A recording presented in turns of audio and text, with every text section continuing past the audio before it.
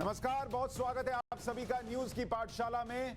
मैं हूं सुशांत सिन्हा और वादा मेरा ये कि यहां सबकी क्लास लगेगी। यहां खबर का हर चैप्टर खुलेगा, जिनकी जवाबदेही है उनका रिपोर्ट कार्ड भी बनेगा, नेताओं का वाइवा भी होगा और क्लास भी लगेगी। यहां आप न सिर्फ खबरों को देखेंगे बल्कि समझेंगे। खबरें दिखाकर तो सब निकल जाते हैं, किसी को समझ में आया नहीं आया उनको फर्क नहीं पड़ता, हमें पड़ता है। इसलिए हम आपको खबर विस्तार से बताएंगे, इतनी गहराई में ले जाएंगे खबर की कि आप जब न्यूज की पाठशाला से निकलेंगे तो मेरी गारंटी है कि उस खबर के मास्टर होंगे। हर सवाल का जवाब आपके पास होगा। ये न्यूज का फैमिली शो है जो आपको, आपके माता पिता को, आपके बच्चों को, सबको साथ बैठकर देखना चाहिए। बस इतना ध्यान रखना है कि पाठशाला में अटेंडेंस सबकी लगनी चाहिए और क्लास बंक करना अलाउड नहीं है। तो आइए शुरू करते हैं आज की पाठशाला।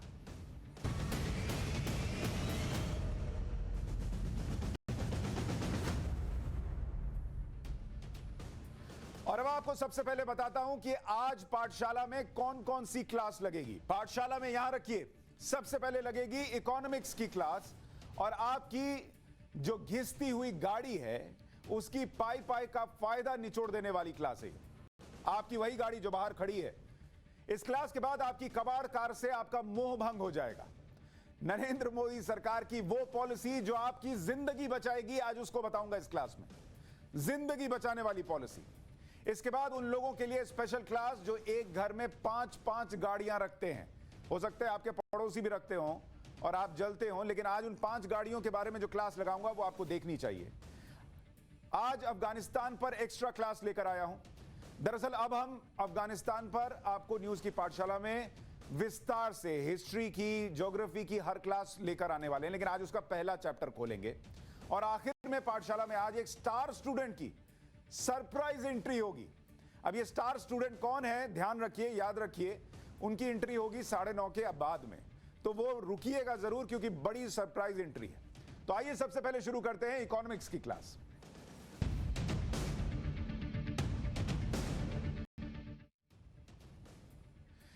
देश में नई स्क्रैप पॉलिसी लॉन्च हुई है। अभी आप कहेंगे कि ये स्क्रैप पॉलिसी क्या हुई भैया? स्क्रैप मतलब घिस घिस के खत्म कर दो वाली पॉलिसी, स्क्रैप पॉलिसी। और इस देश में दरअसल हिसाब ये रहता है कि हम जितनी भी पुरानी चीजें हैं सबका इस्तेमाल कर लेते हैं। मतलब अगर बनियान खरीदी तो बनियान बाद में पोछे के काम आती है, पोछने के बाद जूता पोछने के काम आती है, कभी डस्टिंग के काम आती है। ब्रश करा तो उसको भी कभी नाड़ा डालने के काम में ले लिया, कभी बाल रंगने के काम में ले लिया। हर चीज का हम मल्टीपल इस्तेमाल करते हैं, लेकिन गाड़ियों का नहीं करते। और आपको दिखाना चाहता हूं कि सरकार जो ये नई पॉलिसी लेकर आई है उसका नाम क्या है। स्क्रैप पॉलिसी दरअसल है क्या? ये आपकी गाड़ी से जुड़ी हुई है और इसका नाम है वॉलंटरी व्हीकल यानी आपकी गाड़ी फ्लीट मॉडर्नाइजेशन, यानी उसको आधुनिक बनाने के लिए प्रोग्राम, जिसको अगर आप शॉर्ट में कहें तो सरकार की स्क्रैप पॉलिसी। और मैं आपको गारंटी के साथ कह रहा हूं कि जब ये कार्यक्रम खत्म होगा या ये क्लास खत्म होगी आपको समझ में आ जाएगा कि ये स्क्रैप पॉलिसी कैसे आपकी जिंदगी बचाने वाली पॉलिसी है।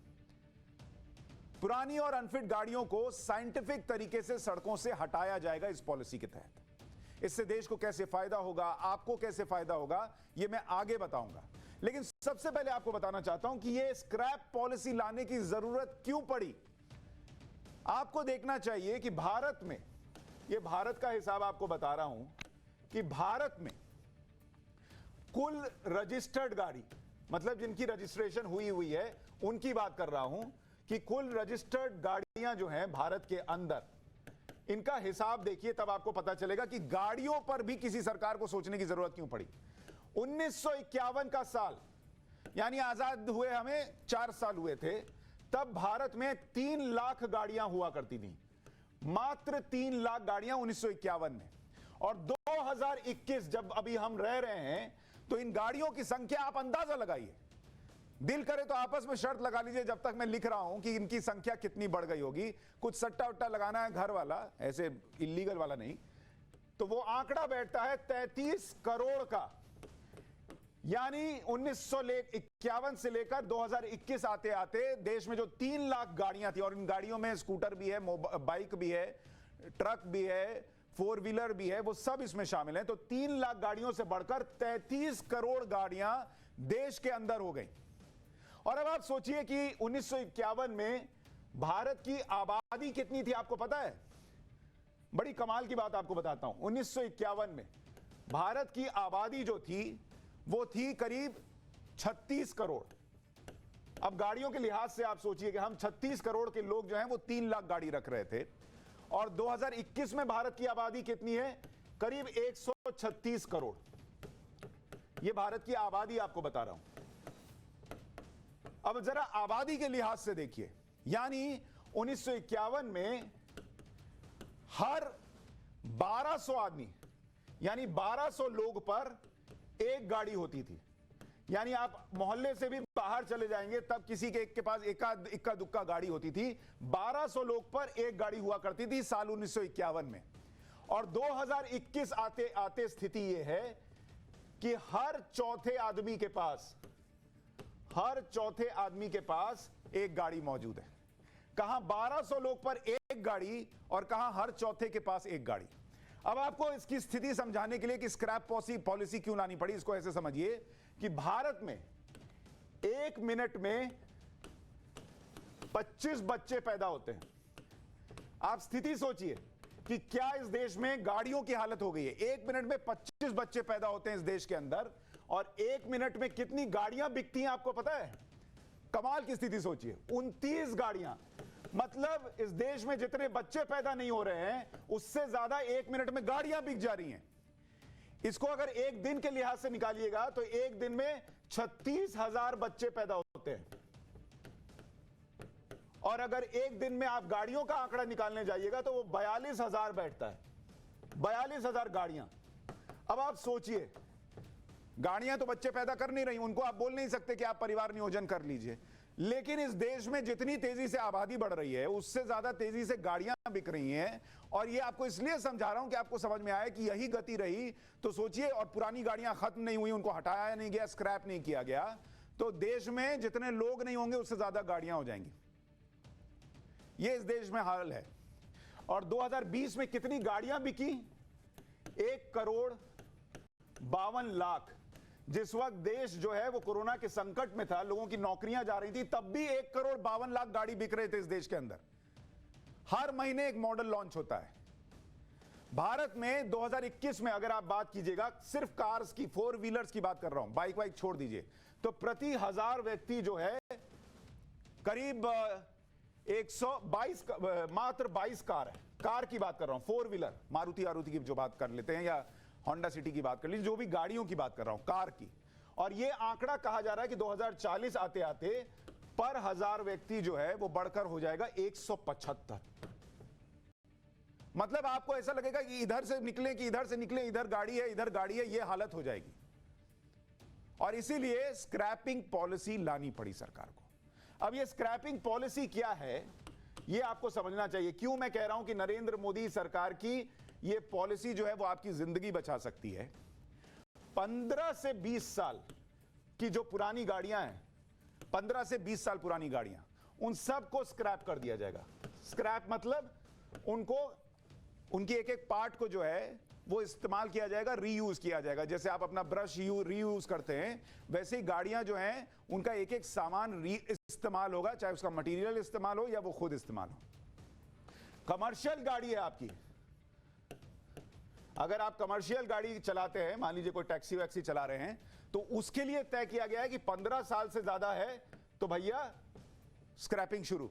और अगर आपकी अपनी गाड़ी है प्राइवेट, तो उसके लिए स्थिति रखी गई है कि 20 साल, क्योंकि अपनी गाड़ी है तो कम चलती है और थोड़ा लोग ज्यादा ध्यान भी रखते हैं, तो इसलिए उसके लिए टारगेट रखा गया कि 20 साल से ज्यादा पुरानी है तो स्क्रैपिंग पॉलिसी में आएगी। अब आपको बताता हूं कि आपको करना क्या है।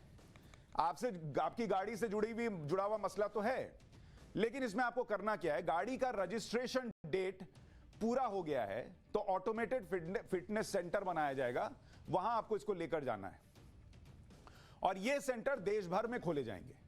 सेंटर प्राइवेट कंपनियां चलाएंगी जहां आपको आपकी गाड़ी का फिटनेस टेस्ट किया जाएगा। ये नहीं कि आपने कह दिया ना अरे नहीं मेरी 20 साल की है तो क्या हुआ, मेरी एकदम बहुत बढ़िया चलती है, मक्खन चलती है। नहीं, फिटनेस टेस्ट होगा। फिटनेस टेस्ट में गाड़ी फेल हो गई तो डेड घोषित कर दी जाएगी और फिर आपको स्क्रैप के लिए भेजना ही होगा, आपकी मर्जी नहीं चलेगी यहां पर। इस साल अक्टूबर से स्क्रैपिंग सेंटर के नियम बन जाएंगे और 2022 में 15 साल से ज्यादा पुराने सरकारी और पीएसयू वाहनों की स्क्रैपिंग शुरू भी हो जाएगी। 2023 आते आते हैवी गाड़ियां जो हैं, जो बड़े बड़े ट्रक चलते हैं, okay Tata bye bye, horn please, जिनके पीछे लिखा रहता है और धुआं छोड़ते चले जाते हैं और आप सोचते हैं कि यार ये कब पास दे और मैं निकलूं, कौन इसका धुआं सहे, उनके लिए फिटनेस टेस्ट अनिवार्य हो जाएगा 2023 तक। और 2024 में प्राइवेट गाड़ियों के लिए फिटनेस टेस्ट अनिवार्य कर दिया जाएगा। मतलब अपनी मर्जी से आप अभी कर सकते हैं, लेकिन अनिवार्य जो है वो 2024 में हो जाएगा आपकी गाड़ी के लिए। उसके बाद आपकी सुनी नहीं जाएगी। अक्टूबर में जो है फिटनेस टेस्ट और स्क्रैपिंग सेंटर के नियम जो है वो प्रभावी हो जाएंगे। 2023 में बड़ी गाड़ियां और 2022 में जो सरकारी गाड़ियां हैं उनके हिसाब से कह रहा हूं कि वो आंकड़े, वो उनके लिए काम शुरू हो जाएगा। अब आप कहेंगे कि मेरा क्या फायदा भैया, मेरी आपने तो पुरानी गाड़ी ले ली, अब मेरा क्या फायदा। अब आपको बताता हूं कि उसमें आपका फायदा है क्या, ये आपके सामने रखता हूं, क्योंकि बिना फायदे के इस देश में काम तो कुछ होता नहीं। तो आपका फायदा क्या है? सबसे पहला फायदा आपका ये है कि रजिस्ट्रेशन फ्री हो जाएगा। आपका गाड़ी का जो रजिस्ट्रेशन होता है, रोड टैक्स में आपको छूट मिलेगी। तो आपका भी सरकार ने ख्याल रखा है कि भाई ऐसा नहीं है कि आपसे गाड़ी ले ली और फिर टाटा बाय बाय बोल के निकल गए। आपका पहला फायदा ये। और लोगों में ये भी होता है ना कि भाई कुछ फायदा है तो चलो कर लेते हैं, पुरानी गाड़ी निकालते हैं। दूसरा फायदा ये है कि मेंटेनेंस फ्यूल कॉस्ट बचेगा। पुरानी गाड़ी ज्यादा पेट्रोल खाती है, अभी वैसे ही लोग हाय हाय कर रहे हैं कि भाई इतने पेट्रोल की कीमत बढ़ गई है, तो वैसे भी वो फायदा आपको देगा। तीसरा आपका फायदा है कि रोड एक्सीडेंट कम होंगे। पुरानी गाड़ियां जो हैं वो लहराती ज्यादा हैं, इधर उधर खतरा रहता है कि भैया गाड़ी जो है वो एक्सीडेंट हो जाए, अच्छा कहीं भी बंद पड़ जाती है, वो भी नहीं होगा। और चौथा फायदा, ये जो सबसे बड़ा फायदा है, आपकी जिंदगी बचाने वाली बात मैं कह रहा था कि प्रदूषण कम होगा। और आप कहेंगे कि ये प्रदूषण वाला एंगल क्यों लेकर आया हूं, वो आपको सीधे सीधे बताऊंगा, लेकिन उसके पहले आपको एक चीज और समझाता हूं कि आपका सीधा फायदा कितना है। आपका सीधा फायदा जो डायरेक्ट आपके खाते में आएगा, ये तो 4 फायदे में आप कह सकते हैं मुझे प्रदूषण से कोई मतलब नहीं, सब मरते हैं तो मरे। आपका अपना फायदा भी बता रहा हूं भाई। आपकी जो गाड़ी की स्क्रैप वैल्यू है, जो आप गाड़ी स्क्रैप में देंगे, उसका पैसा मिलेगा आपको। स्क्रैप वैल्यू जो होगी, वो जो आपकी गाड़ी का एक शोरूम कीमत जो आप देखते हैं मिलता है, एक शोरूम कीमत जो होगी उसका करीब करीब मान के चलिए कि 4 से 6% आपको मिलेगा। तो मान के चलिए अगर आपके गाड़ी की एक शोरूम कीमत जो है वो 10 लाख रुपए है, तो आपको 40 से 60 हजार रुपए उस कबाड़ गाड़ी का, जिसको आप ढो रहे थे या घर में रखा हुआ है, दिल नहीं करता कि इसको दें कि अरे यार क्या यादें हैं, इससे चलते थे, घूमने जाते थे, पहला बच्चा हुआ था तो इसी में हॉस्पिटल से घर लेकर आया था, अरे यार कितनी मुश्किल से खरीदा था। उन भावनाओं से बाहर निकलकर देश और सबके लिए सोचने का वक्त है। तो पहला फायदा यह होगा कि 4 से 6% का वहां पैसा मिलेगा। इसके बाद जो नई गाड़ी आप खरीदेंगे, नई गाड़ी पर भी सरकार आपको फायदा देने के लिए कह रही है। तो जो 5% जो है वो आपको डिस्काउंट मिलेगा मैन्युफैक्चरर की तरफ से। तो पुराने में पैसा मिला और नए में आपको फायदा मिला 5% का। अच्छा, रोड टैक्स जो है उसमें आपको डिस्काउंट मिलेगा। रोड टैक्स में 25% कमर्शियल के लिए, और जो पर्सनल व्हीकल के लिए 25% और जो कमर्शियल व्हीकल हैं उनके लिए 15% का रोड टैक्स में आपको फायदा मिलेगा। अच्छा, नई गाड़ी का रजिस्ट्रेशन भी फ्री हो जाएगा, जो मैं आपको बता रहा था। तो पुरानी गाड़ी से आपको निजात भी मिलेगी, उससे होने वाला पोल्यूशन जो खतरा पैदा कर रहा था वो भी नहीं होगा और आपको फायदा भी होगा। और ये इंसेंटिव क्यों दिया जा रहा है, बार बार जो मैं कह रहा हूं, सरकार को ऐसे रातों रात सपना तो आया नहीं कि ये कर लेना चाहिए। बहुत बड़ा कदम है। भारत में जो वायु प्रदूषण है जिसकी मैं बात कर रहा हूं, जो आप बार बार कहते हैं कि भाई सांस लेने लायक जहर जो है वो हवा नहीं है और जहर घुल रहा है, इसमें से वायु प्रदूषण का 27% हिस्सा, बहुत बड़ा हिस्सा है, ये गाड़ियों की वजह से हो रहा है। तो जो गाड़ियों में सरकार स्क्रैप पॉलिसी लाई है उसकी एक बड़ी वजह यह है 27% जो पोल्यूशन फैलता है। आपके फेफड़े इन गाड़ियों के धुएं के नीचे दम तोड़ रहे हैं, आपको पता ही नहीं है। और इसमें भी जो 70% प्रदूषण होता है वो पुरानी गाड़ियों की वजह से फैलता है। नई में भी होता है लेकिन पुरानी गाड़ियों की वजह से जो ये 27% है उसका 70% पुरानी गाड़ी वजह है। एक पुराना ट्रक जो है वो 14 नए, एक पुराना ट्रक जो है सोचिए कितना जहर घोलता होगा हवा में, वो 14 नए ट्रक के बराबर प्रदूषण फैलाता है।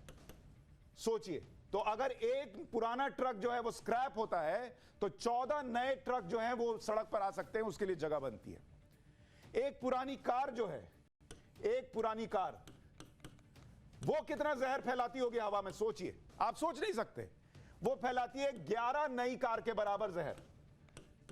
मतलब 11 नई गाड़ियां अगर सड़क पर आ जाएं, एक गाड़ी अगर पुरानी स्क्रैप कर दी जाए 15 और 20 साल की, कितनी जगह बन जाएगी, आप सोचिए। मतलब ये वैसे कि आपके घर में इतनी बड़ी पलंग रख ली है कि कमरे में कुछ रखने के लिए नहीं है, और अगर वो पलंग हट जाए तो 2 अलमीरा भी आ सकता है और स्टडी टेबल भी आ सकता है और टीवी भी लग सकता है, वैसी हालत है। अनफिट गाड़ियां जो होती हैं वो 12 गुना 12x 12 गुना ज्यादा प्रदूषण फैलाती हैं, और देश में हर 5 में से 1 मौत वायु प्रदूषण से होती है। हर 5 में से 1 मौत वायु प्रदूषण की वजह से, सोचिए। और आपको यह भी बताता हूं कि 30 सबसे प्रदूषित शहरों में, दुनिया की बात कर रहा हूं, 30 सबसे प्रदूषित शहरों में से 22 बाहर में है, 22 जो है शहर वो भारत में हैं जिन वायु प्रदूषण की हम बात कर रहे हैं। वायु प्रदूषण से हर साल 2,60,000 करोड़ का नुकसान होता है। 2,60,000 करोड़। 40% रोड एक्सीडेंट के लिए पुरानी गाड़ियां जिम्मेदार हैं। अगर आप अनफिट गाड़ियां चला रहे हैं तो इन सब नुकसान के जिम्मेदार आप भी हैं। और इसीलिए नरेंद्र मोदी सरकार ये स्क्रैप पॉलिसी लाई। वायु प्रदूषण कम होगा, सिर्फ बोलने से नहीं होगा कि हम कर देंगे सर जी, ये नहीं होता है, करना पड़ता है। इस तरीके से पॉलिसी लानी पड़ती है, बनानी पड़ती है। रोड एक्सीडेंट कम होंगे। और आपको एक चीज और दिखाता हूं, देश में दूसरा बड़ा कारण, देश में अनफिट गाड़ियां बहुत ज्यादा हैं। 20 साल से ज्यादा पुरानी गाड़ियां, सोचिए, आप अंदाजा भी नहीं लगा सकते कि 20 साल से ज्यादा पुरानी गाड़ियां देश में कितनी होंगी। आज तो मुझे लग रहा है आप लोग जो हैं वो घर में क्विज कॉन्टेस्ट खेल सकते हैं कि जब तक ये लिखता है देखते हैं। 51 लाख गाड़ियां देश में 20 साल से ज्यादा पुरानी है। 51 लाख लाइट मोटर व्हीकल कह रहा हूं। और 15 साल से ज्यादा पुरानी, उनका आंकड़ा आपके सामने रखूं, 31 लाख। मतलब आप सोचिए, दोनों मिला दीजिए 15 और 20 साल वाली, तो 82 लाख हो जाता है। और 15 साल से भी ज्यादा पुरानी अगर कमर्शियल गाड़ियों को भी जोड़ लीजिए तो वो 17 लाख हो जाती है। तो ये तो वो गाड़ी है 31 और 51 जो लाइट मोटर व्हीकल कह रहा हूं, जो आप इस्तेमाल करते हैं। कमर्शियल और हेवी गाड़ियों को जोड़िए तो 17 हो गया। यानी अगर ये कुल मिला दीजिए तो करीब 1 करोड़ गाड़ियां, 1 करोड़ गाड़ियां जो हैं वो इस वक्त देश में 15 और 20 साल के दायरे में। और ये तो सरकार कह रही है। अगर मैं आपको आंकड़ा बताऊं जो automotive research association of India कह रही है, उसके मुताबिक 15 साल से ज्यादा पुरानी गाड़ियां से ज्यादा पुरानी, ये उसका डेटा कह रहा है, सरकार से अलग है ये। और ये कहता है कि 3.5 करोड़ गाड़ियां ऐसी हैं जो 15 साल से ज्यादा पुरानी है। और 1 करोड़ गाड़ियों के पास वैलिड फिटनेस टेस्ट का सर्टिफिकेट नहीं है। 1 करोड़ गाड़ियां, ना तो फिटनेस सर्टिफिकेट है ना रजिस्ट्रेशन है उनका। तो ये 1 करोड़ और 3.5 अगर ये मिला दीजिए तो 4.5 करोड़ हो जाता है आंकड़ा। और अगर जो मैं कह रहा था कि 1 पुरानी गाड़ी जाती है तो 11 नई आ सकती हैं, तो आप सोचिए देश में करीब करीब 50 करोड़ नई गाड़ियां आ सकती हैं कि अगर ये पुरानी गाड़ियां स्क्रैप हो जाए। कितना प्रदूषण कम होगा, कितने एक्सीडेंट कम होंगे, आप इसका अंदाजा लगाइए। कितनी इंपॉर्टेंट पॉलिसी ये स्क्रैप पॉलिसी आई है। और सीधे आपसे हमसे जुड़ी है, इसलिए मुझे लगा आज ये क्लास लगाकर आपको समझानी चाहिए। अब तक स्क्रैपिंग का असंगठित कारोबार था। अभी तक जो चल रहा था वो अपने हिसाब से चीजें चल रही थी। ये पुरानी गाड़ियां जो आप देख रहे हैं धूल फांक रही हैं, ये इसी तरीके से रखी रहती थी, किसी को पता नहीं चलता था कि इनका होता क्या। कई लोग पूछते थे इनका होगा क्या। इन पुरानी गाड़ी को कबाड़ी के पास लेकर जाते हैं, वहां डीअसेंबल किया जाता है, रिसाइकल नहीं होती। स्क्रैप के लिए कोई ठोस पॉलिसी नहीं थी आज तक। अब स्क्रैप का संगठित कारोबार होगा, इसमें 10,000 करोड़ रुपए निवेश किए जाएंगे, ऐसा अनुमान है। और एक कार में क्या क्या होता है, इसका कभी सोचा आपने कि गाड़ी तो चलाते हैं लेकिन उसमें कितना होता है, क्या होता है, जरा इसको सोचिए।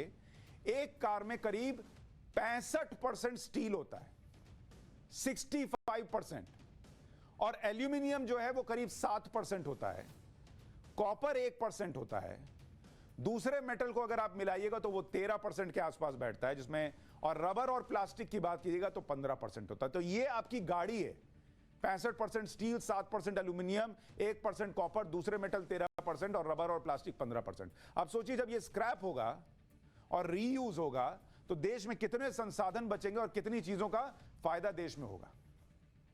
और इसीलिए आज प्रधानमंत्री नरेंद्र मोदी ने जब यह पॉलिसी लॉन्च की तो उन्होंने कहा कि वेस्ट, यानी ये जो कबाड़ है उससे वेल्थ की बात कर रहा हूं, यानी वेस्ट से वेल्थ की बात की उन्होंने।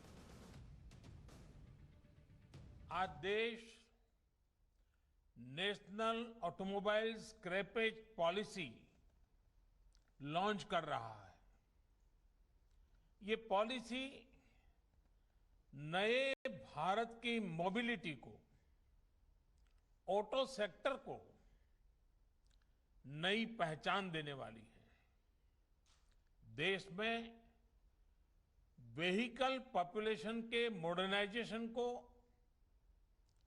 अनफिट व्हीकल्स को एक साइंटिफिक मैनर में सड़कों से हटाने में ये पॉलिसी बहुत बड़ी भूमिका निभाएगी। प्रधानमंत्री बिल्कुल सही कह रहे हैं, ये बहुत इंपॉर्टेंट निर्णय और पॉलिसी है सरकार की। आपको इतने विस्तार से इसलिए समझ में आया है कि ये पॉलिसी फेल है अगर हमारा आपका कंट्रीब्यूशन नहीं है। इस देश को बेहतर बनाने और हमारी जिंदगी को बचाने के लिए इस पॉलिसी के तहत अपनी पुरानी गाड़ियों से मोह त्यागिए, गाड़ियों को त्यागिए, फायदा उठाइए और नई गाड़ी लेकर आइए। लेकिन भारत में एक और दिक्कत है, इतनी गाड़ियां हो गई हैं कि गाड़ियों को रखने की जगह भी तो होनी चाहिए। पार्किंग शहरों की बड़ी समस्या है। पार्किंग मिल जाना यानी जंग जीतने के बराबर है। पार्किंग के लिए लड़ाई झगड़ा आम बात हो गई है। पार्किंग के लिए खून बहा दिया जाता है, यह भी होता है, और झगड़े और मर्डर हो जाते हैं। पार्किंग के लिए आए दिन सोसाइटी में झगड़े होते हैं। आपको पता है, लोग अरे आप मेरी जगह लगा के चले गए भाई साहब, मल्होत्रा साहब, अरे सिन्हा साहब आपने कहां गाड़ी लगा दी, वहां मेरी लगती है। यह रोज होता है।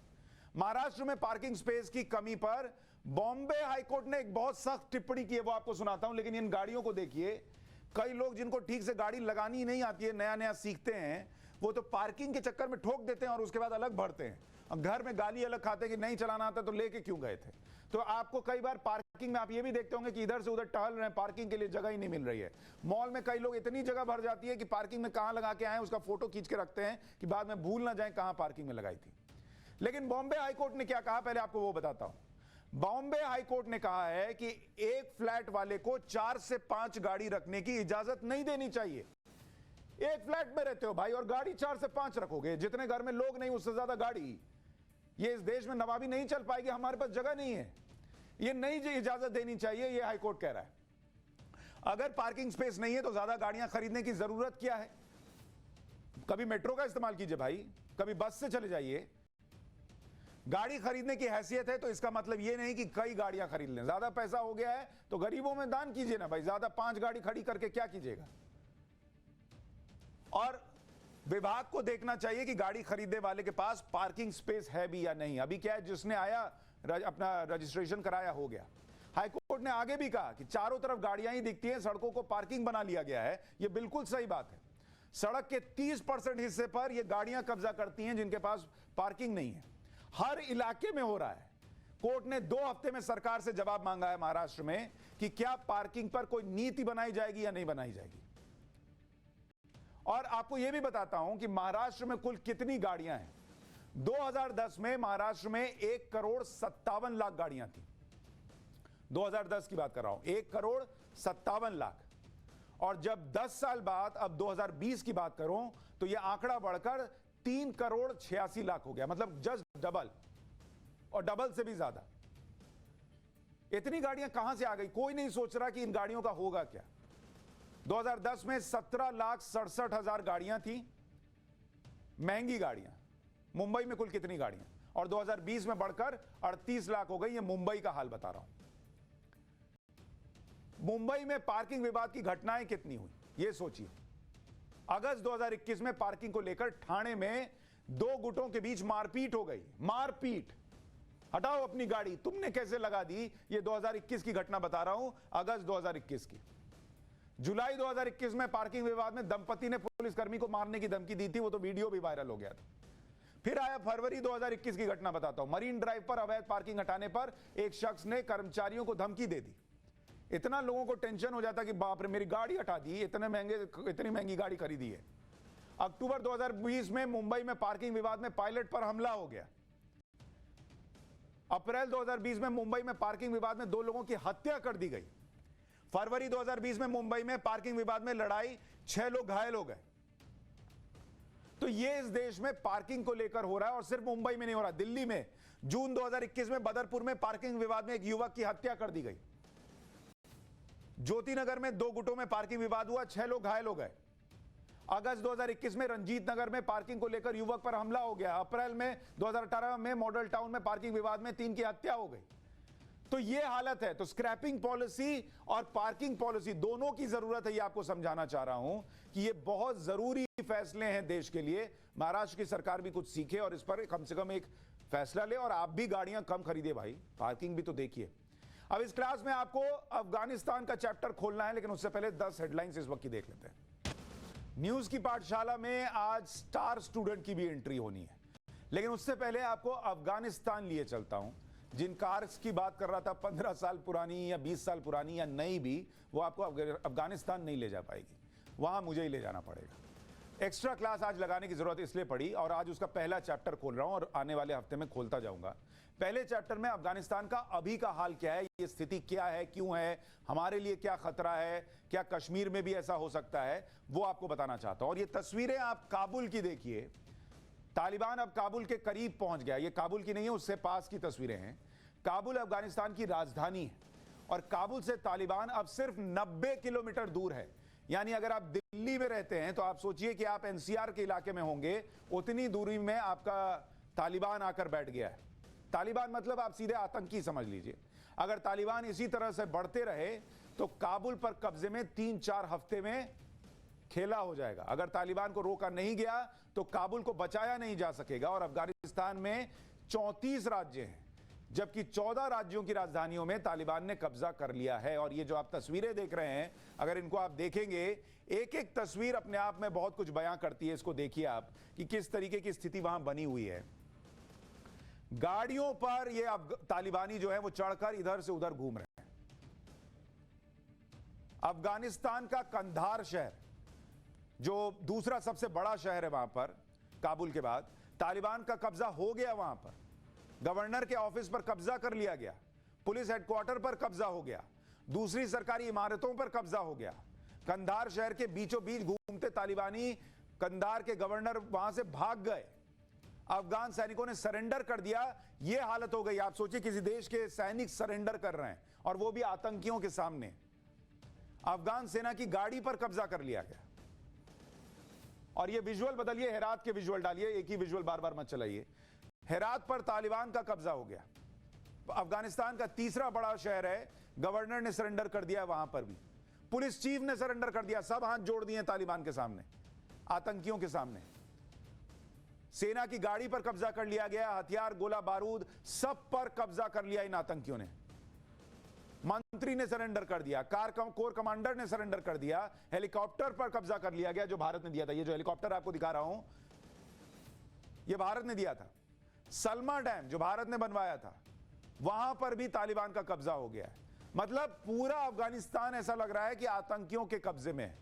और ये सिर्फ अफगानिस्तान का मसला नहीं है, ये ध्यान रखिएगा, क्योंकि तालिबान अब काबुल की तरफ बढ़ रहा है। बाहर के देश अपने लोगों को निकालने में जुटे हुए हैं, नागरिकों को निकालने में जुटे हुए हैं। अमेरिका और ब्रिटेन ने अपने सैनिक भेजे हैं, क्योंकि ऐसे वो आ नहीं पाएंगे, तो उन्होंने भेजा, भाई जाओ वहां बचा कर लाओ। पता चला एयरपोर्ट पर धमाका कर दिया। 4 करोड़ अफगानी क्या करेंगे जो वहां रहते हैं? उनका तो किसी ने नहीं सोचा। ये जो पूरा कचरा फैलाकर पहले रूसी और उसके बाद अमेरिकी चले गए, उसका कचरा कौन उठाएगा, कौन साफ करेगा, उन अफगानियों को कौन बचाएगा? ब्रिटेन और अमेरिका वाले तो निकल लेंगे, उन्हें, अफगानियों को तो तालिबान से बचाने वाला कोई नहीं है। बहुत बड़ा संकट है ये, भगदड़ मची हुई है वहां पर। करीब 2 करोड़ लोग युद्ध में सीधे फंसे हुए हैं, ऐसा समझिए। शहरों से लाखों आम अफगानी भाग रहे हैं, लेकिन कहां कहां भाग के जाएंगे?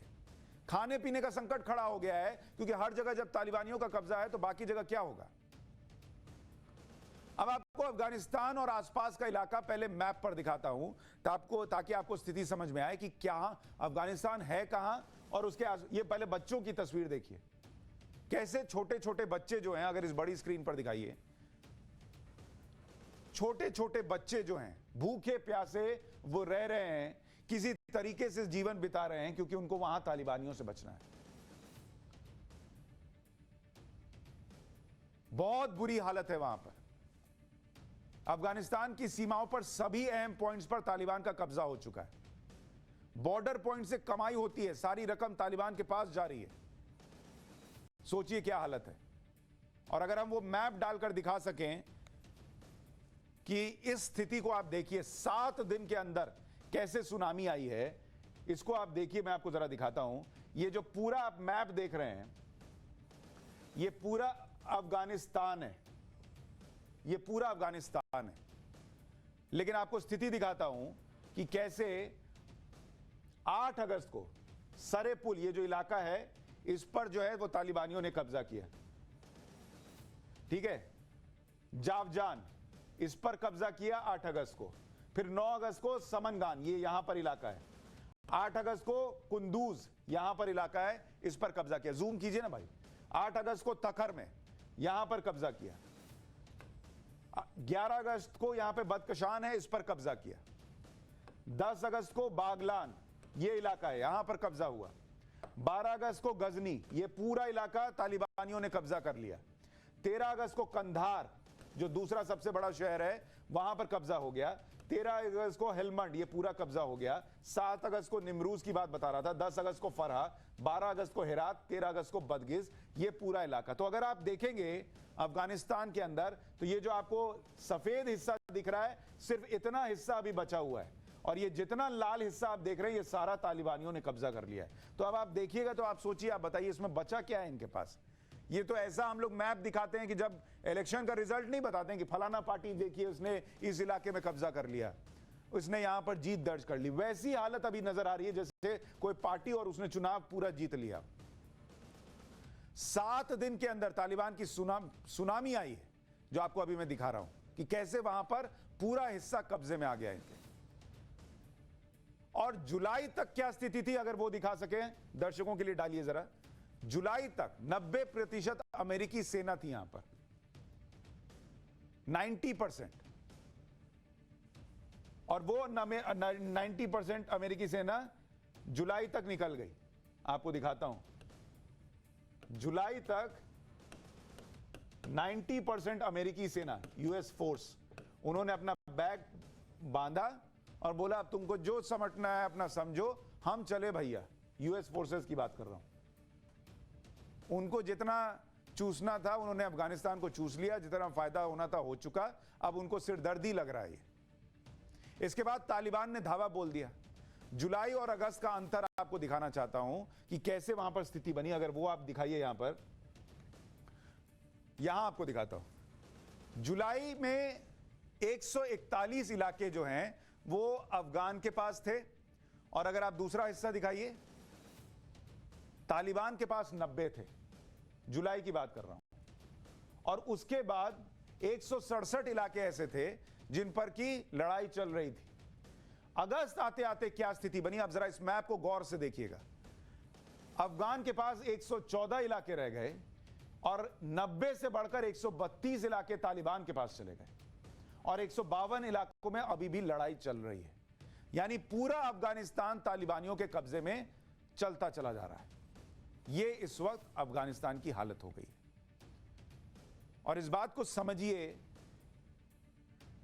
कि कैसे अगर यही स्थिति रही ये जो अलग अलग तस्वीरें आ रही हैं, अगर ये तस्वीरें बढ़ती चली गईं, अगर काबुल पर तालिबान का कब्जा हो गया, तो समझिए कि एक पूरा देश टेररिस्ट के हाथ में चला जाएगा। आज तक आप सुनते थे कि पाकिस्तान एक ऐसा देश है जो आतंकियों को पालता है, कुछ जगह पर ट्रेन करता है। एक पूरा देश अफगानिस्तान जो है वो अगर आतंकियों के हाथ में चला गया तो सोचिए क्या होगा। और जो जो उनके पास है, जितना असला अफगानिस्तान फौज के पास था, जो भी उनके पास व्यवस्था मौजूद थी, सब अगर आतंकियों के हाथ में गया तो क्या होगा, कितना खतरा पूरे रीजन के लिए होगा। इसलिए अफगानिस्तान की क्लास लगाऊंगा, आपको हिस्ट्री, ज्योग्राफी सब समझाऊंगा। आज सिर्फ पहला चैप्टर खोला बताने के लिए कि वहां चल क्या रहा है। पाठशाला में एक छोटा सा ब्रेक ले रहा हूं और ब्रेक के उस पार आज एक स्टार स्टूडेंट की एंट्री होनी है। तो जाते जाते आपको ब्रेक पर उस स्टार स्टूडेंट की एक झलक दिखा देता हूं। अभी बात नहीं की है, थोड़ी देर पहले बात करके मैंने उनको क्लास में इनवाइट किया था और उनसे चर्चा की थी। वो आपको कॉन्फिडेंस कैसे बढ़ता है ये सिखाएंगे। एक झलक देखिए, ब्रेक के बाद लौट रहे हैं।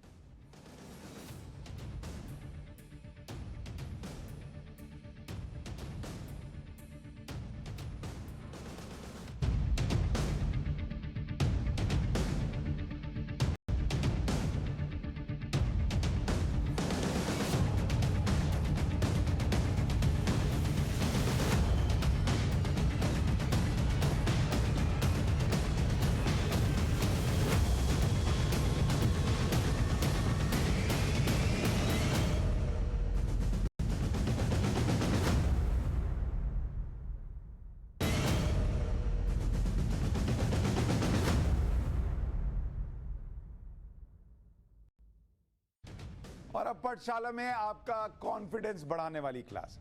क्रिकेटर शुभमन गिल ने हमारी क्लास को ज्वाइन किया। थोड़ी देर पहले उनसे हमने बातचीत की और एक युवा में कितना कॉन्फिडेंस है, वो कैसे बात कर रहे हैं। और चोट के बाद, वर्ल्ड चैंपियनशिप खेलने के बाद ये उनका पहला और एक्सक्लूसिव इंटरव्यू है। उनको सुनिए जरा, बहुत कुछ सीखने लायक है। देश में आजकल सिर्फ और सिर्फ स्पोर्ट्स की बात हो रही है। मेडल आए हैं, बात होनी भी चाहिए। दूसरी तरफ इंग्लैंड में भारतीय टीम जो है वो टेस्ट मैच खेल रही है, उसकी भी चर्चा है। तो स्पोर्ट्स हर तरफ है और इसीलिए आज हम एक ऐसे स्पोर्ट्समैन से बात करने वाले हैं, एक ऐसे क्रिकेटर से बात करने वाले हैं। जब वो मैदान पर उतरते हैं तो फिर उनकी ही बात करने का दिल करता है, लेकिन आजकल वो मैदान पर नहीं है। इसलिए हम उनसे पूछने वाले हैं कि कहाँ हैं, क्या कर रहे हैं, कब मैदान पर लौटेंगे। हमारे साथ भारतीय क्रिकेट टीम के ओपनर शुभमन गिल जुड़ रहे हैं। शुभमन, बहुत स्वागत है टाइम्स नाउ नवभारत पर आपका। Thank you sir, thank you so much. अच्छा, दो चीजें मैंने नोटिस की हैं। एक तो आपने टी शर्ट पहले ही ऐसी पहन रखी है जो आप मैदान पर आग लगाते हैं, आपने टी शर्ट में भी आग लगा दी है। और दूसरी, आपकी हेयर स्टाइल भी कमाल की लग रही है। ये नई हेयर स्टाइल का राज पहले बताइए, फिर आगे बात हो पाएगी। Thank you sir, thank you sir. राज कुछ नहीं है, यही कि मुझे थोड़ा चेंज अपने आप में करना अच्छा लगता है। तो पहले तो मैंने कभी बाल इतने छोटे नहीं करवाए थे, तो पहले तो अपने बाल छोटे किए। फिर मेरा मन था कि कुछ कलर वगैरह करूं और मुझे ये अच्छा लगा, तो इसलिए मैंने ये कलर करवाया। क्योंकि चेंज करना मुझे थोड़ा अच्छा लगता है कि अपने आप में थोड़ा चेंज करते रहे, हेयर स्टाइल या फिर कुछ भी।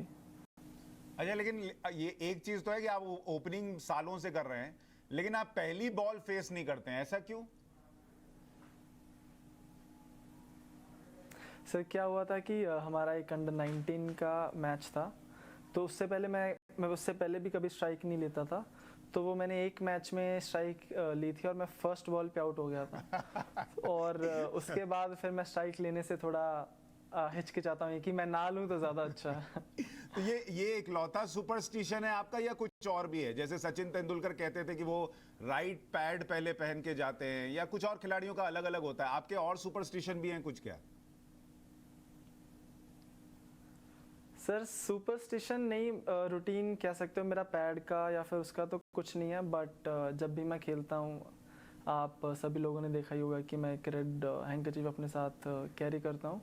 वो उसका ऐसा था कि मैं बचपन से ही मेरा रेड फेवरेट कलर है, रेड और ब्लैक, और इसीलिए मैं रेड हैंकी या फिर रेड क्लॉथ कुछ भी अपने साथ रखता हूँ। तो अभी जब आप मैच देखते हैं, ये इंग्लैंड वाली सीरीज जो देख रहे हैं, क्योंकि अभी तो आप खेल ही रहे थे टीम के साथ, अब थोड़े दिन आपको बैठना पड़ रहा है, तो वो टीवी के सामने आप शांत होकर देख पाते हैं, या फिर आप थोड़ा थोड़ा बोलते भी रहते हैं कि अरे यार ये क्या बॉल डाली, यहाँ फील्डिंग क्यों नहीं लगाई, इधर कुछ क्यों नहीं किया, ये कैसे बॉल खेला, ये कमेंट्री आपकी अपनी चलती है क्या? नहीं सर, मेरी कमेंट्री नहीं चलती। मैं बहुत ही मतलब शांत तरीके से मैच देखना पसंद करता हूँ, और मुझे मतलब छोटी छोटी चीज़ें ऑब्जर्व करना अच्छा लगता है, तो वो सब। और जिस तरीके से हमने, जैसे मैंने बताया, जिस तरीके से हम खेले, बहुत ही मज़ा आया देखने में। अच्छा, आपको वो जो आखिरी टेस्ट मैच का आखिरी दिन था जब पूरा इंडिया वेट कर रहा था कि जीतेंगे नहीं जीतेंगे, जिसमें आपने 91 स्कोर किया था, उसका आखिरी लम्हा याद है जब आप आउट होके गए? मैंने देखा आप बड़े फ्रस्ट्रेट हुए थे कि ये क्या शॉट खेला, स्लिप में आप आउट हो गए। उसके बाद ड्रेसिंग रूम में क्या चल रहा था जब ऋषभ पंत बैटिंग कर रहे थे, वो लम्हे याद हैं आपको? हाँ जी बिल्कुल, जब ऋषभ बैटिंग कर रहा था पुजी भाई के साथ, या फिर जब वॉशी बैटिंग करने गया और ऋषभ और वॉशी बैटिंग कर रहे थे, वो जो 30-40 रन की पार्टनरशिप थी, वो बहुत ही ज़्यादा क्रूशियल थी। एक्चुअली उस पार्टनरशिप की वजह से हमें, कि अगर पहले हम 50% कॉन्फिडेंट थे कि जाएं या ना जाएं, जा रहे हैं या नहीं जा रहे, उसके वो पार्टनरशिप ने पूरा मतलब मैच कंफर्म कर दिया कि अब तो हम जीतेंगे ही। और देखने में बहुत मज़ा आ रहा था, एक एक बॉल देखने में काफ़ी एक्साइटिंग लग रहा था। आप लोग भी उतने ही नर्वस थे जितना हम लोग यहाँ टीवी के सामने थे? एक्चुअली ऑनेस्टली उस समय एड्रेनलिन इतना हाई होता है कि आपको लगता नहीं, आप उतने नर्वस नहीं होते, क्योंकि आप, जैसे मैं बैटिंग करके आया था तो मुझे पता है कि अंदर क्या चल रहा है, किस तरीके का चल रहा है। एक्चुअली बाहर जो बैठते हैं उनको ज़्यादा नर्वसनेस होती है, जो देख रहे होते हैं, जो अंदर एक्चुअली जो अंदर खेल रहे होते हैं, उनको इतनी ज़्यादा नर्वसनेस नहीं होती। सही सही। यहाँ तो लोगों का बीपी बढ़ा हुआ था, कईयों को हार्ट अटैक आने वाला था, और आपको पता ही है ऋषभ पंत ऐसे ऐसे शॉट खेलते हैं कि मज़ा भी आता है और आपका बीपी जो है वो ऊपर नीचे होता रहता है। ऑस्ट्रेलिया सीरीज की आपको कोई और यादगार लम्हा याद है? आपके साथ स्लेजिंग की कि नहीं उन्होंने? क्योंकि आप तो बड़े शांत से दिखते हैं। स्लेजिंग एक्चुअली उनकी चल रही थी, बट वो स्लेजिंग से ज़्यादा वो बैंटर करते रहते हैं, थोड़ा बहुत इधर तांग झांग थोड़ा कुछ बोल देंगे, पूछ देंगे ऐसे, पर ऐसे प्रॉपर स्लेजिंग नहीं चल रही थी, थोड़ा बहुत बैंटर चल रहा था इधर उधर। बट मज़ा आ रहा था उनके साथ, वो जो मुझको बोल रहे थे उसके बाद जो मैं उनको दे रहा था, मज़ा आ रहा था। अच्छा, आप दे रहे थे?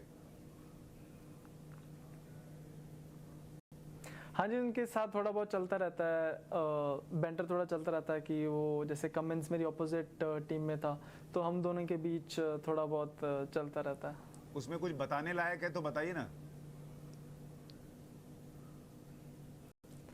बताने लायक होता तो सर बता देता। इसका मतलब आपको युवराज सिंह ने स्लेजिंग की भी टेक्निक सिखाई हुई है? नहीं सर, वो तो पंजाब से हूँ, तो उसकी तो टेक्निक पैदा होते ही सीख लेते हैं। तो मतलब मैं ये मानूं कि आप कमिंस को पंजाबी वाला दे रहे थे? नहीं सर, जो जिसकी भाषा में देगा उसको उसकी भाषा में मिलेगा सर। सूद समेत वापस कर रहे थे आप। अजय, टीम में आपका कंपटीशन किससे ज्यादा? मैं आपको एक बड़ा इंटरेस्टिंग किस्सा बताता हूं। हमारे जो स्पोर्ट्स रिपोर्टर हैं वैभव, जो आपसे लगातार टच में हैं, उनसे मेरी या हमारी एक पूरी बहस हो चुकी है कई लोगों की कि शुभमन या पृथ्वी शॉ। और मैं ईमानदारी से बोलूंगा कि मैं शुरू में पृथ्वी शॉ को लेकर बड़ा कॉन्फिडेंट था कि पृथ्वी शॉ ही ओपनिंग में टिकने वाले हैं, और वैभव थे कि नहीं शुभमन देखिएगा, शुभमन टिकेंगे, इनकी टेक्निक बड़ी अच्छी है। और फिर करते करते फिर आप आ गए। क्या आप लोगों में, आप में और पृथ्वी शॉ में भी कोई एक हेल्दी कंपटीशन है? आपके रिलेशंस कैसे हैं? सर हम में बिल्कुल कंपटीशन है, बट वो क्रिकेट के रिलेटेड बिल्कुल नहीं है। फीफा का कंपटीशन पूरा चलता है हम में, और उसमें मेरा अपर हैंड है पूरा, वो मैं इधर क्लियर कर देता हूँ। क्रिकेट का कोई कंपटीशन नहीं चलता है, बट फीफा का कंपटीशन पूरा चलता है, उसमें अभी तक मैं ज़्यादा जीता हूँ उससे। और किसको किसको हरा चुके? सर एक्चुअली हम ज़्यादातर 4 प्लेयर खेलते हैं, तो मेरे साथ ऋषभ होता है, हम दोनों की एक टीम है, और विराट भाई और पुज्जी भाई की एक टीम, या फिर विराट भाई और जो भी उस टाइम अवेलेबल होता है उनकी एक टीम रहती है। और अगर मैं और ऋषभ खेल रहे हैं तो बहुत, क्योंकि ऋषभ भी काफ़ी अच्छा खेलता है, तो हम बहुत कम बार होगा कि हम किसी से सीरीज हार जाएं, किसी दो लोग से। अच्छा, टीम में आपकी सबसे ज्यादा किससे बनती है? टीम में ऋषभ से काफ़ी अच्छी बनती है, फिर नवदीप सैनी से भी काफ़ी अच्छी बनती है, विराट भाई से भी अच्छी बनती है, क्योंकि सारे ही अच्छे हैं टीम में, तो सबके साथ मजाक चलता रहता है।